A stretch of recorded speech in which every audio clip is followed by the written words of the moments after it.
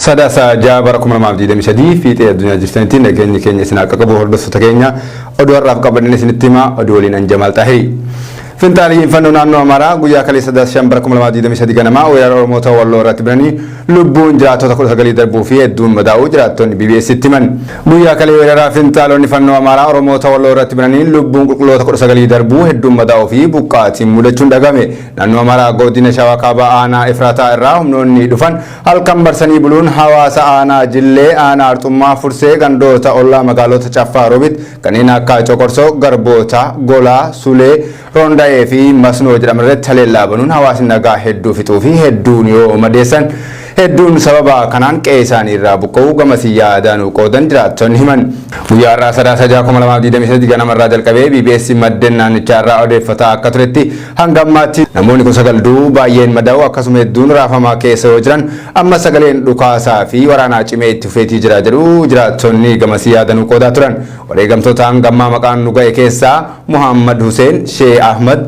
Abdullah Hassan, Amuyye Hassan, Hassan Ahmad Jarsabiyya, Muhammad Abba Korre, Muhammad Sheikh Musa, Hassan Lazu, Ahmad Nuru, Muhammad Wayu, Sheikh Ahmad Wabe, Yahya Musa, Hassan Muhammad, Ali Ahmad, Abdul Kufa, Ahmad Muhammadi fi Ahmad Nasibo Yotan.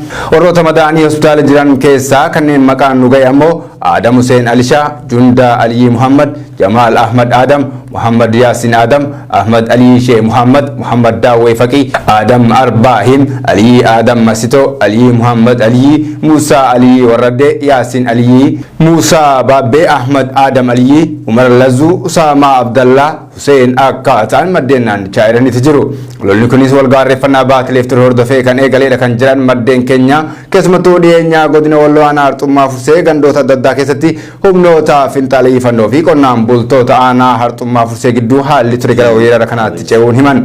Haleellaa fannoon onkololeessa bara 2023 jilbata kaleessaa ganama bananiis jiraattonni 19 ajjeefamuu fi hedduun madaa'uu dubbatu. Weerarri kunis ajjeechaa fi madoo qofa kan qaqqabsiisee osoo hin taane buqqaatii qonnaan bultoota Wallootiifis sababa ta'uu maddeen odeeffannoo keenya naannichaa himaniiti jiru. Haleellaa kanaanis harki caalu kan miidhaman dargaggootaa fi manguddoo ta'uu jiraattonni gamas yaadanuu qooda turan eeraniiti jiru. Humni finxaalessa naannichatti mootummaa federaalaa walii wal lolaa jiraachuu himamuu kun guyyaa 3 darban aggaammi haleellaa gochaa turuu kan yaadachiisan jiraattonni humna raayyaa ittisa biyyaa naannicha keessa jiruuf eeruu yeroo kennaa turanitti nuti isin tiksaa callisaa jechuun uummanni nagaa dagutti haleellaaf akka saaxilamu raayyaan ittisa biyyaa haala dhumaatti keenyaaf mijeessee jedhan. Gama biroon aggaammiin finxaalotaa kun akka fashalaa'uuf yeroo humnoota mootummaatiif eeruu kennaa turetti raayyaan ittisa biyyaa isin miseensa waraana bilisummaa Oromooti jechuun jumlaan jiraattota mana hidhaatti guuraa akka ture ragaa bahan. Kamaana jillee dhummugaatiinis aggaammiin haleellaa humnoota kanaa akkuma aanaa Harxummaa Fursee wantoonni weeraraa akeekan hedduun mul'achaa akka jiran dubbatu jiraattonni naannichaa.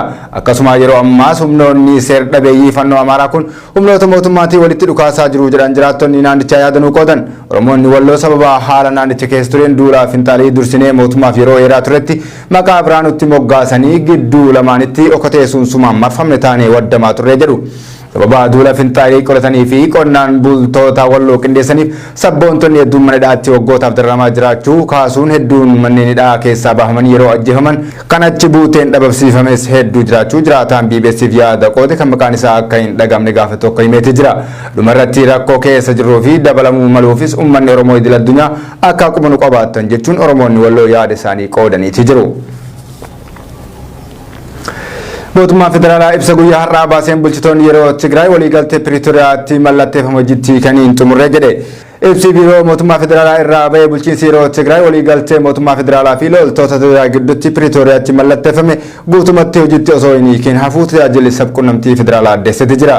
Kabajaa waliigaltichaa waggaa tokkoffaatii wal qabatee biirichi ibsa guyyaa har'aa baaseen mootummaan federaalaa hanga irraa eegamu olitti hojjechuu ibsuun waliigalteen kun guutumatti hojiitti akka hiikamu mootummaan federaalaa ammallee kutannoo qabaachuu eeruun ta'us qaamoleen hundi ga'ee isaanii akkuma waadaa seenanitti bahuu qabu jedhe. Ibsa kanaanis humnoonni Tigraay akka meeshaalee waraanaa hiikkataniif walii galamee ammas meeshaa salphaa hiikkachuu fi raayyaa ittisa biyyaatiif dabarsanii kennuu irratti hanqinni cimaan jiraachuu ibsi biroo sabquunnamtii mootummaa irraa kenname kun addeesseeti jira. Mootummaan federaalaa gama ga'ee bulchiinsaan qooda akka batuu fi karaa ministeera qonnaatiin misooma qonnaa naannoo Tigraayiif gargaarsa olaanaa gochaa turuu hime akkasumas yuunivarsiitiiwwanii fi manneen barnootaa gara hojii idileetti deebisu baajata raayyaa ittisa biyyaa irraa hir'isuun gochaawwan gargaraa ergama isaatii alaataan hojjechaa turuu eereeti jira. Ibsa kanaanis mootummaan gochaawwan tokko fi isaatii raawwachaa kaan immoo gargaarsa gochaa hedduu ammoo obsaan biraa darbaa waliigaltee guutumatti hojicha akka hiikamuuf yaalii taasisaa turuu isaa ibsa kanaan yaadachiisee jira. Naannoowwan abbummaan isaanii gaafii irratti kan wal qabatee wal dhabdee jiru hiikuu fi filannoo uummataa taasisuuf murteen akka darbu hojjechaa turus ibsi kun eereeti jira. Buqqaatonni naannicha keessa turan gara qe'ee isaaniitti akka deebi'anii fi bulchiinsi yeroo uummataan filamee akka ijaaramu taasiseetii jira jedha ibsi kun. Waraanni mootummaa federaalaa fi humnoota Tigraay wajjin waggoota lama waliif geggeeffamaa ture waliigaltee Afrikaa kibbaa magaalaa Piriitooriyaatti sadaasaa 2021 raawwatameen kan goolabame yoo ta'u waliigaltichi harkifachuu bulchitoonni yeroo naannoo Tigraay irra deebiin miidiyaa hawaasummaa irratti yoo komatan mootummaan dhimma kana irratti yeroo jalqabaatiif ibsa karaa barreeffamaatiin laachuu isaati. Gaazexeessuu Firiyoot Taamiruu badhaasaa idil addunyaa biyya Awustiraaliyaatti qophaa'e Focus on Ability jedhamu injifachuun dhagahame. Waggoota muraasa dura balaa konkolaataatiin miila ishee mirgaa kan dhabde gaazexeessuun Firiyoot Taamiruu badhaasaa Focus on Ability sadarkaa addunyaatti qophaa'e injifachuun himame. Awustiraaliyaatti kan qophaa'e badhaasni Focus on Ability dorgommii fiilmiiwwan gaggabaaboo ta'an kanneen daqiiqaa 5 gadii fi milkaa'inoota namoonni miidhama qaamaa qaban argatan irratti kan agarsiifamudha jedhame. Gaazexeessuun Firiyoot Taamiruu waggoota dura balaa konkolaataa ishee irra ga'een miila ishee tokko erga dhabdee osoo miidhama abdiin kutin hojii isheetiin cinaatti namoota miidhama qaamaa qaban biroos jajjabeessuu fi onnachiisuu irratti hojjechaa turte. Badhaasa namoonni miidhama qaamaa qabanii fi osoo isaan abdiin kutatiin milkaa'an waa'ee isaanii dookumentariin qopheessanii ittiin dorgoman kana irrattis yeroo jalqabaatiif barana hirmaattee baranumaan milkoofte. Dookumentarii waa'ee kiyyaa irratti xiyyeeffate daqiiqaa 2 fi sekondii 30 ta'eenis dorgomee injifadhee jetti. Dookumentarii ishees dhaabbanni ICRC jedhamu akka isheef hojjetemti. Ulaagaan injifannoo dorgommichaas sagalee namoonni miidiyaa hawaasummaa irratti kennan akka ta'ee beekameeti jira. Uummanni kiyya sagalee baay'ee naaf kennee injifannaa fi badhaasa kiyya irraas qooda olaanaa qabu jetti. Baay'ina sagalee karaa onlaayiniin kenname kanaanis Firiyoot dorgomtoota hunda caalaa nama sagalee argatte yoo taatu sagalee karaa onlaayiniin Firiyootiif kenname kunis erga dhaabbatichi badhaasa jalqabee sagalee isaa olaanaadha jedhame. Gaazexeessuu Firiyoot dorgommii kana sadarkaa tokkoffaa bahuun doolaara USA 5,000 badhaafamteetii jirti. Sagantaa badhaasa kaleessaa Awustiraaliyaatti adeemsifame kana ani karaa onlaayiniin hordofaa ture tokkoffaa baheen doolaara 5,000 badhaafame. Isaan alas carraa barnoota karaa onlaayinii argadhee leenjisaan naaf qaxaramee akka baradhu hiree argadheetii jira jetti. Dorgommiin Focus on Ability jedhamu kana armaa dura lammiileen Itoophiyaa irratti hirmaataa turanis hanga ammaa namni milkaa'ee hin turre. Firiyoot badhaasaa sadarkaa addunyaatti gonfatte kana waan injifatteef biyya keessattis badhaasa kan biraa akka argattu himteetii jirti. Dorgommii kana akka injifattuuf kan ishee tumsaa ture hawaasa Oromoo bal'aa karaa onlaayinii sagalee kennuun akka mo'attuuf gumaachis galateeffatteetii jirti. Namoonni miidhama qaamaa qaban abdii kutachuun manatti hafuu irra carraa fi dandeettii qaban baasanii mul'achuu akka qaban gochuun kaayoo kooti kan jettu Firiyoot badhaasni kun namoota miidhama qaamaa qaban biroof hojiilee gaarii akka uumuu abdadhaa jetti. Gaazexeessuun Firiyoot Taamiruu waggoota miidiyaa mootummaa irra hojjechaa kan turte yoo ta'u yeroo ammaa dhaabbata promooshinii dhuunfaa ishee hundeessuun hojjechuu irratti argamti.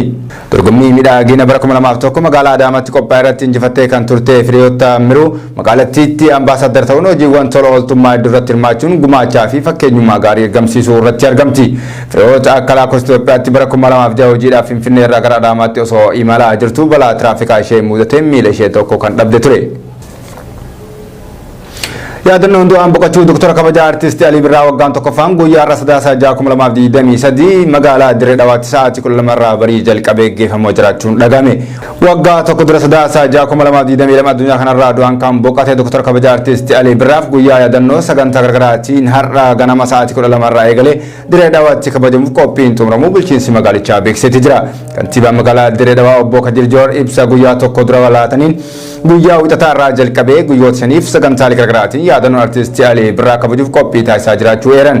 Jalqabaa dungoo qabsiisuun yaadannoo sammuu taasisu eebbaa bilboordii hojiilee isaa agarsiisu hiriyootaa fi jaalattoota isaa waliin marii paanaalii taa'uun amna dheeraa miilaan deemuun yaadachuu wal dorgommii ispoortii hojjettoota magaalaa fi kilaba magaalaa waliin taasisu agarsiisa muuziqaa fi koonsartii guddaan artistoota bebbeekamoon biyya keessaa fi biyya alaa irratti hirmaataniin dabaalamuun kan geggeeffamu ta'uu kantiibaan magaalaa Dirree Dhawaa obbo Kadir Joor ibsa karaa miidiyaa hawaasummaatiin ibsaniin addeessaniitti jiru.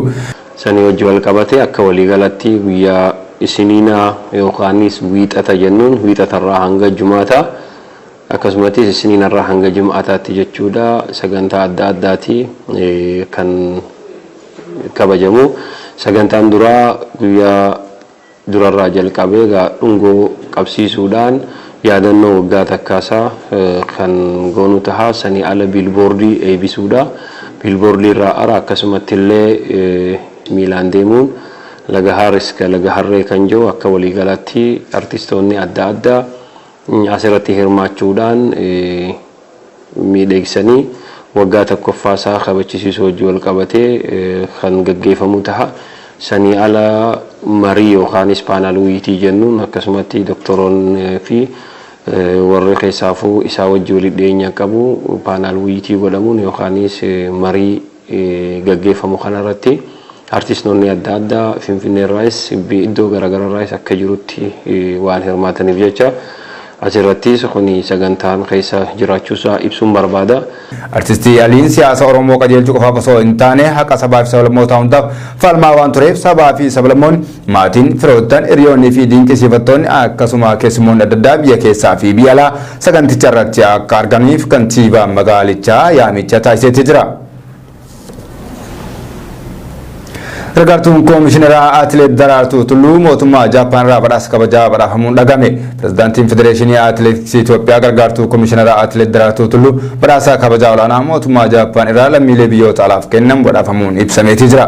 Badhaasni Koomishineraa Daraartuu Tulluutiif kenname kun dippiloomaasii ispoortii Itoophiyaa fi Jaappaan gidduu jiru akka cimu gumaacha taasiseef akka ta'e ibsameeti jira. Atileet Daraartuu Tulluu ministeera muummee Jaappaan duraanii Shinzo Abe akka lakkoofsa Awurooppaatti bara 2014 waa'ee Itoophiyaa daawwatanitti atileetota Itoophiyaa waliin akka mari'atan taasisuun haala waan mijeessiteef akkasuma hariiroo ispoortii Jaappaanii fi Itoophiyaa waan cimsiteef badhaasa kana gonfatte jedhame. Bara 2019 akka lakkoofsa Awurooppaatti Daraartuun Koomishinar Eejensii Ispoortii Jaappaan Suuzukii Daayinaashii fi itti gaafatamaa Oloompikii Tookiyoo Haashimoota Saayikoo waliin mari'achuu fi muuxannoo qooddachuun ishees badhaasa kana akka gonfattu taasiseetii jira jedhan. Beekamtii fi badhaasni gargaartuu Koomishinara Daraartuu Tulluuf kenname kun akka lakkoofsa Awurooppaatti bara 1870 irraa kaasee mootummaan Jaappaan lammiilee biyya alaaf kan kennu yoo ta'u badhaasa kabajaa isa hangafaa fi olaanaa ta'us odeeffannoon imbaasii Jaappaan irraa argame agarsiiseetii jira. Badhaasni kun lammiileen biyya alaa michooma Jaappaan fi biyyoota biroo gidduu jiru akka guddatu gumaacha taasisaniif kan kennamu yoo ta'u gargaartuun Koomishinar Daraartuu Tulluu badhaasa kabajaa guddaa kan argachuun lammii Itoophiyaa ishee jalqabaatii jedhamte. Atileet Taamiraat Tolaa maraatoonii magaalaa Niiwuorkii bara 2023 riikaardii haaraa bakkichaa galmeessuun injifate. Taamiraat maraatoonii Niiwuorkii bara kanaa sa'aatii 2 daqiiqaa 4 sekondii 58 irratti xumuruun riikaardii bakkichaa waggoota dheeraa qabamee ture fooyyessuun dhagame. Atileet Taamiraat Tolaa dorgommii kanaan riikaardii maraatoonii waggoota 12 qabamee ture sekondii 8 fooyyessuun riikaardii bakkichaa Naaviraan waggoota dheeraaf qabamee ture argatti galfateeti jira. Maraatoonii Niiwuorkii dilbata 9/5/2023 gaggeeffame kanaan atileetiin Itoophiyaa biroo Shuraa Qixxaataa sa'aatii 2 daqiiqaa 7 fi sekondii 11 irratti galuun sadaffaan yoo xumuru atileetiin Keeniyaa Albertaa Kirar immoo sa'aatii 2 daqiiqaa 6 fi sekondii 57 irratti galuun lammaffaan xumureeti jira. Taamiraat atileetii Keeniyaa turtii daqiiqaa 2 oliitiin dursuun injifate. Maraatoonii Niiwuorkii kan dubartootaanis immoo atileet Sanbat Gidaay sekondii 6 durfamtee lammaffaa baate. Sanbat sa'aatii 2 daqiiqaa 27 fi sekondii 29 galmeessuun ture kan lammaffaa baate. Atileetiin Keeniyaa Helen Obori immoo sa'aatii 2 daqiiqaa 27 fi sekondii 23 irratti galte. Maayikiroo sekondii 6 qofaaf Sanbat injifate. Taamiraat Tolaa shaampiyoonii atileetiksii addunyaa bara 2022 irrattis mo'achuun biyya Afurikaa ergamsiiseeti jira. Atileetiin kun shaampiyoonii atileetiksii addunyaa bara 2022 irratti atileetota kanneen irraa kiiloomeetira 32 irratti adda ba'uun sa'aatii 2 fi daqiiqaa 5 fi akkasumas sekondii 36 xumuruun mo'ate.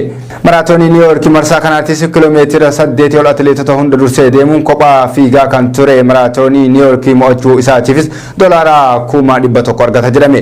riikaardii fooyyessuu isaaf ammoo dabalataan doolaara 50,000 akka badhaafamu beekameeti jira. Warri lammaffaa fi sadaffaa ba'uun xumuran ammoo duraa duubaan doolaara Ameerikaa 60,000 fi 40,000 argatu jedhame.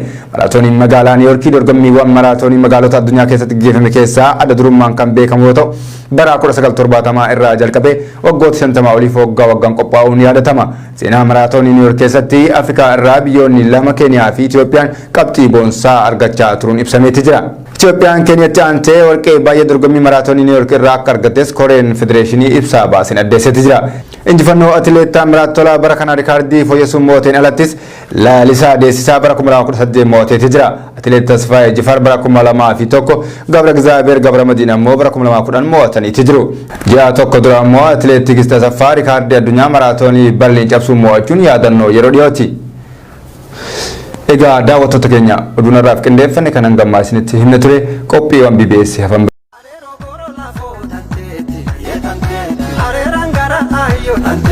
Arere bona fenno hate te dale sharratia uhu afamura